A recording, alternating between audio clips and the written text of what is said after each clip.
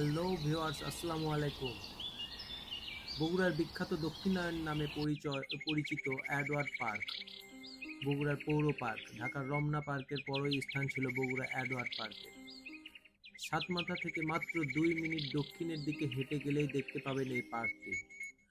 আজ থেকে বহু বছর আগে ব্রিটিশ শাসনামলে বগুড়া শহরের কেন্দ্রবিন্দু সাতমাথার কাছে শহরের মানুষের অবকাশ এবং বিনোদনের জন্য একটি পার্ক গড়ে তোলা হয়। সেই পার্কটি হচ্ছে বগুড়া পৌর অ্যাডওয়ার্ড পার্ক।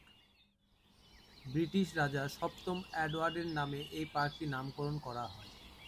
এডওয়ার্ড পার্ক পার্কে সপ্তম এডওয়ার্ডের একটি সাদা পাথরের মূর্তি স্থাপন করা হয়। সেই সময় এডওয়ার্ডের স্থাপনকৃত মূর্তির কাছে দৃষ্টিনন্দন ফোয়ারা নির্মাণ করা হয়। দৃষ্টিনন্দন এই পার্কটি অনেকদিন যাবৎ অবহেলিত অবস্থায় পড়ে থাকে। বর্তমানে বগুড়া এডওয়ার্ড পার্কের আধুনিকায়নে কোটি টাকার প্রকল্প হাতে নেওয়া হয়েছে।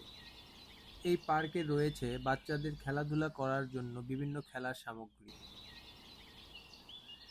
শহরের কেন্দ্রবিন্দু সাতমাথার পাশে প্রায় 200 বছরের পুরনো পার্কে আধুনিক সুযোগ-সুবিধা সৃষ্টি করতেই এই বাজেট করা হয়। খুব কম সময়ে সংস্কার কাজ শেষ হয়ে যাবে এবং পাল্টে যাবে বগুড়া পৌর অ্যাডওয়ার্ড পার্কের চিত্র। ধন্যবাদ সবাইকে আমার ভিডিওটি দেখার জন্য। আসসালামু আলাইকুম।